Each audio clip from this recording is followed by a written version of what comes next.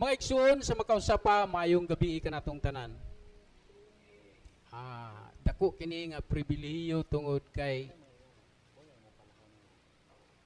kita ang gitahasan nga maoy mag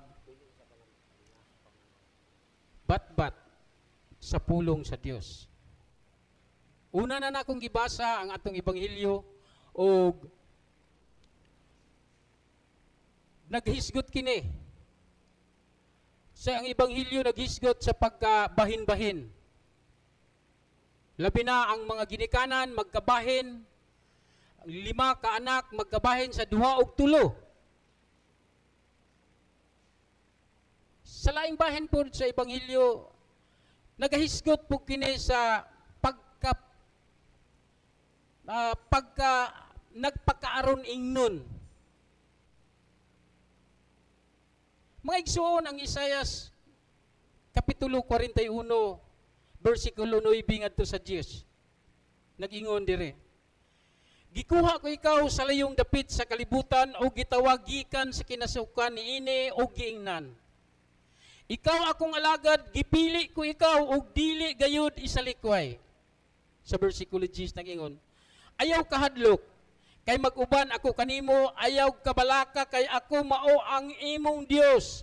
Ligunon og tabangan ko ikaw, panalipdan og luwason. Mga igsoon, ang pulong sa Dios sa Isaias nagdasig kanato nga kinahanglan dili ta mawad-an sa atong paglaom tungod sa Dios nga atong gialagaran. Tungod sa iyang gugma kanato, kitang tanan nga niya karon. Bisan pa man ang atong makaigsunan nga wala pa karon diri. Kaming pangamoabot. Gihigugma kita sa Dios. Munang gidasig ang atong tagsa-tagsa kakasing-kasing nga dili ta mawad-an sa paglaom. Duna mga panahon nga maluya ta. Moabot tag mga kabalaka sa kinabuhi. Apan hinumduman nato mga igsoon nga ang Dios nagsalig, nagsaad kanato nga ang tanan ikahatag niya kanato kung kita matinud-anon nga mangayo kaniya.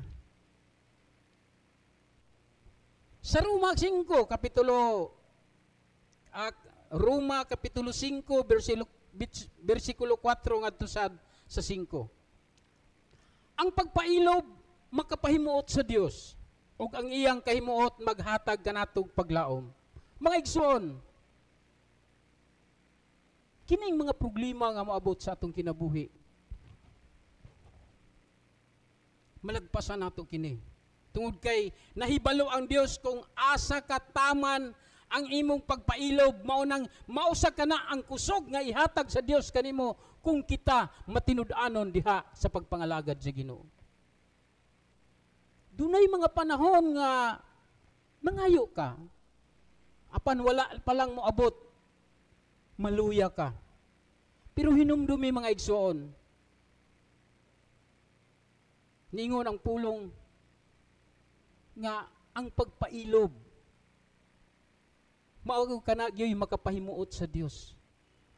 Ang iyang pulong dili kini mapakyas mga igsoon. Tungod kay gibubo na sa Dios ang iyang mga panalangin kanato, wala pa lang nato madawat. Samtang magpaabot kita, mao nang ningon ang Roma Kapitulo 5. Magpailob kita. Uban sa pagtuo ug magpasalamat kita kay andam siya pagtabang kung kita matinud-anon lamang diha kaniya. Diri sa Kapitulo 5, dili gid kita pakyaso niining paglauma kay gibubo man sa Dios ang iyang gugma kanato sulod sa atong mga kasing-kasing pinaagi sa Espiritu Santo nga gasa sa Dios kanato. Ang Espiritu Santo maoy magagiya kanato. pagsunod, pagtuman sa iyang kabubuton, ug andam gid siya motabang. Kung kita matinud-anon lamang kaniya. Dunay mga panahon nga maluya ka. Makaingon ka sa imong kaugalingon nga wala na ba ka muuban ka nako ang Ginoo? Mga igsoon, hinumduman nato nga ang Dios adlaw-adlaw, oras-oras, minuto-minuto gasuban ka nato perme. Ngano man makaingon ko niya na tungod kay gihatagan kita kadasig, gihatagan kita niyag kusog, gihatagan kita niyag gininhawa nga maoy makapabuhi kanato isip mga Kristohanon. Siya ang Dios nga andam gyud mutabang kung kita muduol kaniya. Mao nang naingon sa unang Korinto kapitulo 13 bersikulo 13 naingon nga magpabilin kining tulo: paglaom, pagtuo, ug gugma. Apan ang labing dako niini mao gayud ang gugma, mga igsoon. Ngano man nga makaingon ta nga gugma gyud ang labing dako, tungod kay kung wala pa ang Dios mahigugma kanato, wala gid ta diri karon. Kining atong gihimo response lamang kini tungod sa dako nga gugma sa Dios kanato, mo nang sukli, mo nang atong ibalos ngadto sa Dios ang iyang paghigugma kanato, ibalos nato nga kining gugma nga iyang gihatag kanato atong matagamtaman kini, tungod kay ang Dios dili gyud mubiya kanato. Ningon diri sa Juan 14:6, ako ang dalan, kamatuuran ug ang kinabuhi. Walay makaadto samahan kun dili moagi kanako. Siya ang dalan, kamatuuran ug ang kinabuhi. Walay lain. Moingon ta nga dinhi dapita, didto dapita, ang Dios lamang maoy atong dalan, kamatuuran ug ang kinabuhi. Diri sa Juan kapitulo 13 bersikulo 35, gidasig kitang tanan, mga igsoon. Kung maghigugmaay kamo, mahibalo ang tanan nga kamo akong mga tinunan. Mga igsoon, makapadasig nga pulong sa Dios nga kung maghigugmaay daw kuno kita, ang Dios nahigugma usab kanato.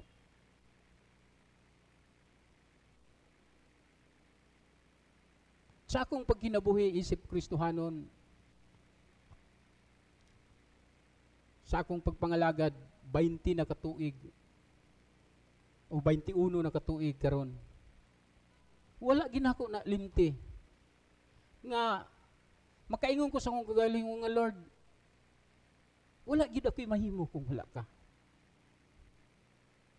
Gihatagan mo ako og kaysa una pag full time nako sulod sa 8 katuig, nag full time ko diri sa simbahan.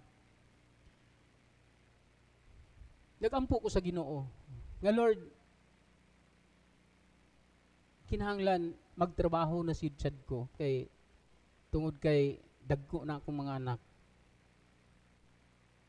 Bisag mo nagingon nanghid ko sa tong obispo, ko bisyap mag part-time lang sa akong bisyap. Okay, pagpadayon gyapon ko sa akong pagpangalagad. Pero mag part-time lang ko tungod kay nag-anam nagkadag ko akong mga anak. Kinahanglan mo pa eskwela ko kanila. Bisag unsa lang nga bahin nga paagi. Abi nimo mga igsoon, pagpangayo nako sa Ginoo, nag-ingon ko nga Lord, nasayod ba ka Ginoo nga nagmatinud-anon ko nimo. Unsa way murag akong gikuan baso lang Ginoo ba murag kanang unsa may imong ibalos lugar Ginoo? Ana ba? Pero ang Dios di ay nasayod. Pag wala na ko sa kuan, si Deacon Junel ang gipapuli nako. Then ako part-time na lang dayon ko kasimba. Naapagi mga panahon mga igsoon. Kung wala lang mo nahibalo, naapagi mga panahon nga murag tulisukon gid ka. Pangitaan gid ka ni Satanas nga madaon gid ka. Pero nagpadayon ko. Wala gid ko mubiya. Ni padayon ko pagpangalagad. Munang isa lang kasulti ni Bishop. Niingon siya dito ni Engineer Season. Engineer, si Dikon Tuto patrabaho ah. Mga igsoon, dili gyud tingali ko pwede dana nga dapita. Tungod kay wala ba ko'y grado. Pero tungod kay ang grasya sa Dios, mao na ning munang gingon balos niya. Hantod karon nagtrabaho ko sa DPWS, napulo na ko katuig. Kaluoy sa Dios ang iyang gihatag sa kanako. Nakahuman ang kong mga anak. Inana mga igsuon di ay. Kung matinud-anon lang ka pagpangalagad sa Ginoo, wala yo'y imposible. Sa Dios posible tanan. Ang imong ginapangayo dili lang karon dayon. O sunod nga adlaw, sunod nga bulan, sunod nga tuig. Kay napatik na kana nga ginapangayo nimo ngadto sa kasing-kasing sa Dios ug dili na kana mairis mga igsuon. Ang tanan nga imong ginapangayo sa Dios matuman kana kung ikaw magmatinud-anon lang sad ka pagbuhat sa kabubuton sa Dios kay ang Dios mga igsuon gugma. Andam gid siya mutabang.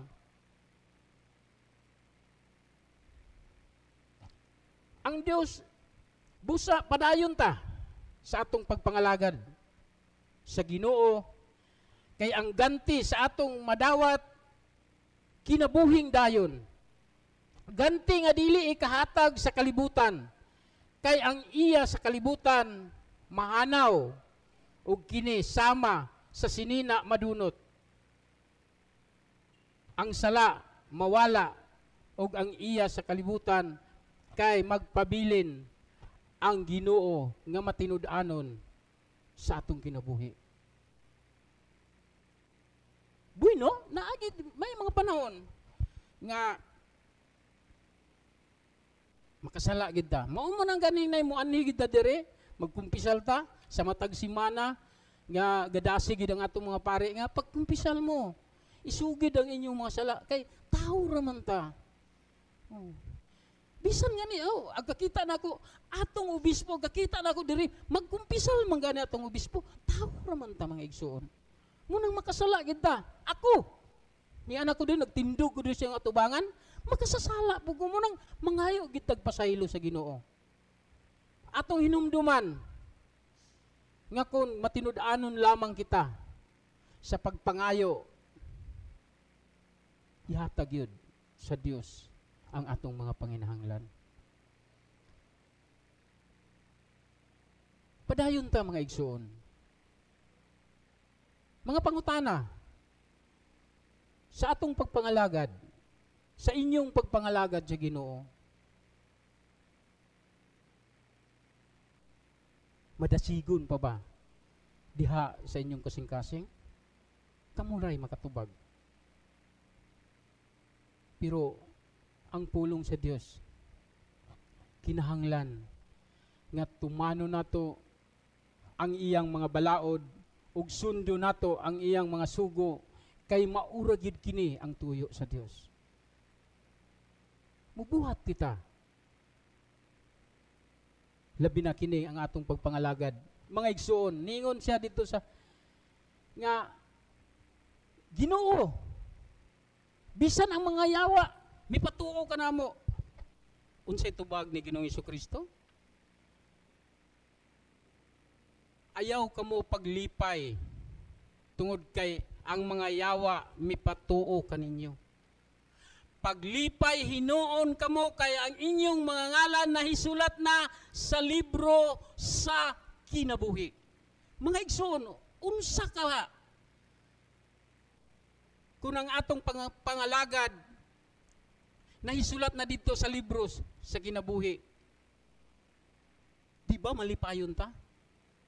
Inana mga igsoon. Busa nining mga panahon karon hinumduman nato dili kita malimot pag-ampo. Dunay mga panahon nga naa ka sa mga kagulaanan. Ayaw kalimot pag-ampo. Isulti sa Dios. Bisan pa nimo dili pa nimo ilutok sa imong baba ang imong pulo nga gusto nimong iampo sa Ginoo, ang Dios nasayod na kung unsa ang anaa sa imong kasing-kasing. Nahibalo na siya daan. Tungod kay ang Dios nga atong gialagaran, gamhanan siya mga igsoon. Busa pa dayon ta sa pagpangalagad diha sa Ginoo. Kaya ang atong pagpangalagad dili gayud makawang.